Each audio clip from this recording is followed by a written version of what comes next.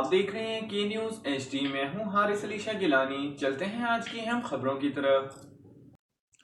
رخ کریں گے ساہیوال کا، جہاں سے رپورٹ کر رہے ہیں ہمارے ڈویژنل بیورو چیف ظہیر عباس۔ پاکستان وابڈا پیغام یونین ڈویژن چیچا وطنی کے وفد کے نئے تعینات ہونے والے S D O city division Chichawatni جناب سعید سے خصوصی ملاقات۔ وفد نے جناب سعید صاحب کے لیے اپنی نیک خواہشات کا اظہار کیا اور ملازمین کے جملہ مسائل کو باہمی اتفاق رائے سے حل کرنے کی ضرورت ہے۔ ہر روز دیا جلے گا۔